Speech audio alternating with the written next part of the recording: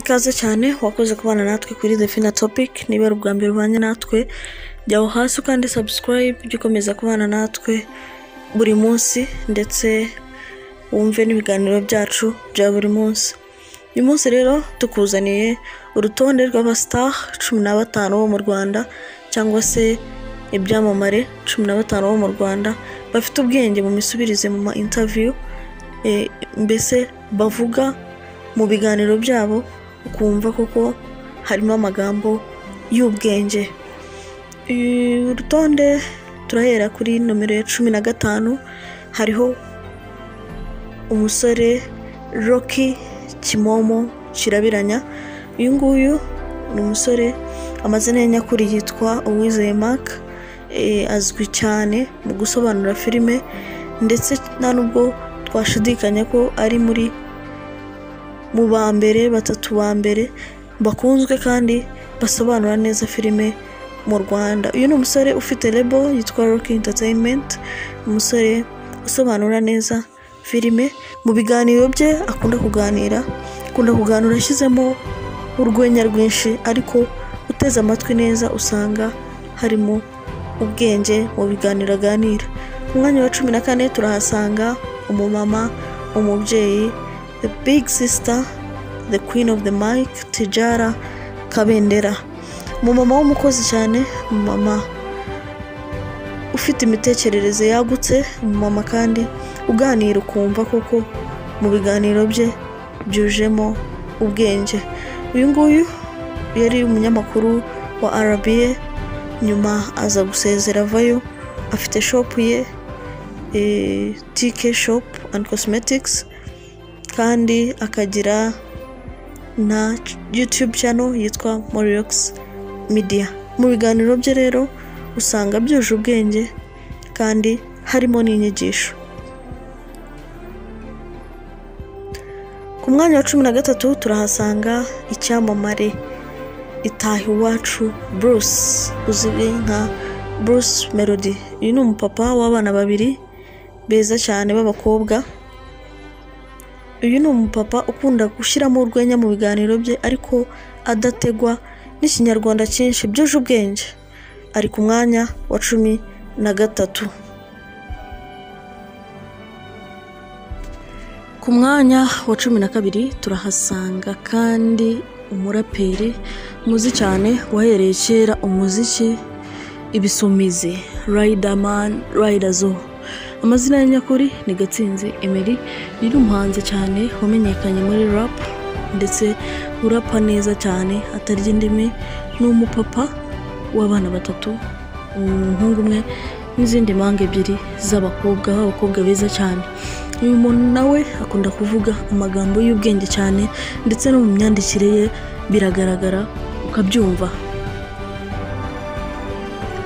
Ku mwanya wa 11 turahasanga umusore umenyekanye bidashize igihe kinini, ariko w'umuhanga cyane, uvuga udategwa, uvuga amagambo ikinyarwanda cyiza cyuzuyemo ubwenge ndetse n'ubuhanga bwinshi. Uyu ni Junior Rumaga, n'umuhanzi cyane, umusizi nyarwanda wamenyekanye cyane mu gisizi Umugore si umuntu, ay'abasore n'ibindi byinshi agenda akora byiza kandi byuje ubuhanga. Ku mwanya wa 10 turahasanga umuraperi Ama-G The Black. Ama-G The Black ni umuhanzi nawe mu biganiro bye usanga byujemo urwenya ndetse n'amagambo akakaye, ariko byujemo ubwenge. Usesenguye neza wumva huzuyemo ubwenge bwinshi cyane, ndetse nk'uko abaraperi tubaziho ubwenge bwinshi. Uyu amazina ye nyakuri yitwa Hakizimana Amani, umuraperi mwakunze cyane mu ndirimbo nka Uruhinja, Nyabarongo n'izindi nyinshi. Numwe mu bavuga badategwa kandi bagasubizanya ubwenge mu interview yabo, nubwo banyuzamo urwenya rimwe na rimwe, ariko aba ari serieux. Ku mwanya wa 9 turasanga umuhanzi umaze urushinze vuba umwaka ushize, ndetse ubu ngubu afite umwana w'umuhungu mwiza cyane yibarutse n'umudamu we. Uyu nta wundi ni Mico the best turamusanga ku mwanya wa 9. Amazina ye nyakuri yitwa Turatsinze Prosper. Uyu ni umugabo ufite urwenya rwinshi ariko amagambo ye yuje ubwenge n'ubuhanga ndetse n'ikinyarwanda cyinshi mu magambo ye abavuga, ariko kenshi ukurikiye ukuramo ibintu bikomeye cyane mu magambo ye abavuga, ndetse n'imyandikire ye usanga yuzuyemo ubuhanga. Ku mwanya wa 8 turahasanga umumama mwiza cyane umaze imyaka irenga 10 mu muziki nyarwanda ndetse wakunzwe cyane n'ubugikunzwe. Uwo nta wundi ni umumama w'abana 2 beza b'abakobwa, ndetse afite n'umugabo we nawe uri muri iyi industry ya entertainment, w'umuproducer wa Kina Music. Uyu nta wundi ni Butera Knowless. Amazina ye bwite yitwa Ingabire Butera Jeanne. Uyu ni umumama ukunda gusubiza amagambo ari sahiye ndetse kandi yuzuyemo ubwenge bwinshi cyane ku buryo usesenguye neza wumva, ndetse yagiye agarukaho cyane mu itangazamakuru, bamwataka cyane bamuvugaho byinshi, ariko arakomeza ntiyacika intege. Uwo yari Butera Knowless ku mwanya wa 8. Ku mwanya wa 7 turahasanga umusore, ndavugana ko n'umugabo uherutse kurushinga vuba ahangaha umwaka ushize. Uyu ni umusore w'umuhanga cyane ndetse ni umunyarwenya. Mu minsi ishize wasezeye kuri radio, yari umupresenter wa radio, yari umunyamakuru wa radio mwiza, ariko aza gusezera. Ni MC, ni umukomediye ndetse w'umuhanga cyane, afite ubwenge bwinshi kandi no mu biganiro bye uba wumva byujemo ubwenge n'inama nyinshi. Uwo nta wundi ni Arthur Nkusi Rutura, muzi nka Rutura. Uwo ni umukomediye w'umuhanga cyane, umusore w'umunyempano kandi ufite ubwenge bwinshi. Mu biganiro bye ubusanga agaruka ku nama agira abantu ndetse n'ubuhanga bwinshi cyane. Uwo yari Arthur Nkusi ku mwanya wa 7. Ku mwanya wa 6 turahasanga umuhanzi ndetse benshi mu muzi cyane, yabaye ahagarariye urwego rw'igihugu mu gutanga amaraso. Uwo nta wundi ni Tom Close. Mu mazina ye bwite yitwa Miyombo Thomas, umugabo ufite abana 4 n'umugore we Tricia mwiza cyane, abana beza ndetse ukunda kugarukwaho cyane. Ni umuganga ndetse akaba n'umuhanzi icyarimwe. Uyu ni umuhanga, usanga mu magambo yavuga ndetse agira n'abantu inama, yujemo ubuhanga bwinshi cyane.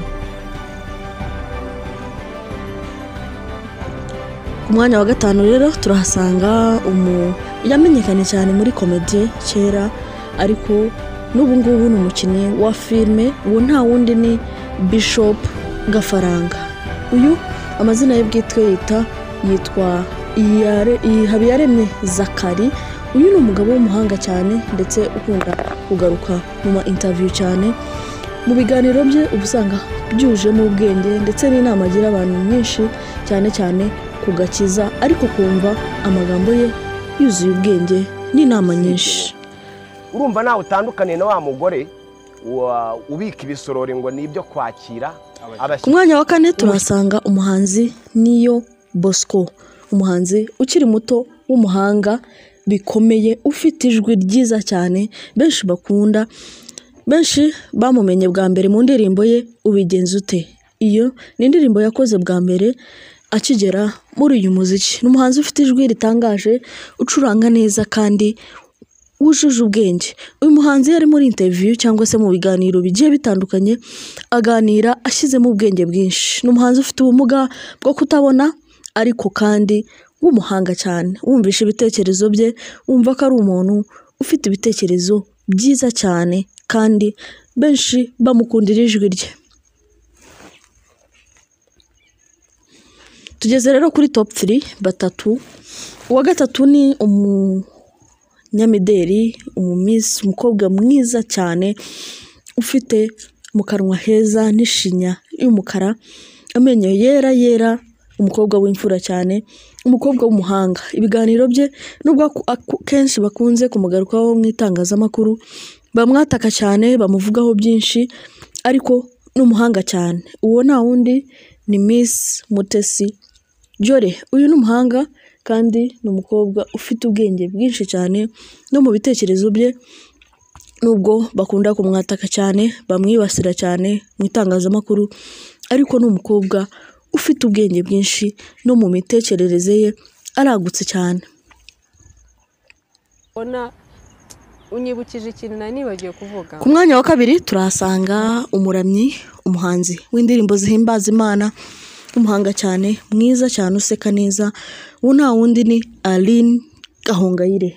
Uwo ni umuhanzi, umuramyi w'indirimbo zihimbaza Imana, umugore ufite ibitekerezo byiza cyane, umugore ufite ubuhanga mu misubirize, mu miganirire n'abandi cyangwa se n'abanyamakuru.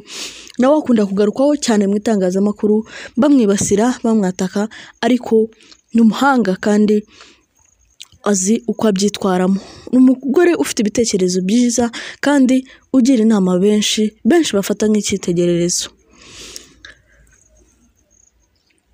Tugiye rero ku mwanya wa mbere. Ku mwanya wa mbere harazwaho umukozi w'Imana, w'umupasiteri mwiza benshi bakunda, afite channel yitwa Gira Neza, atanga ibitekerezo bye byiza cyane, byuje ubwenge kandi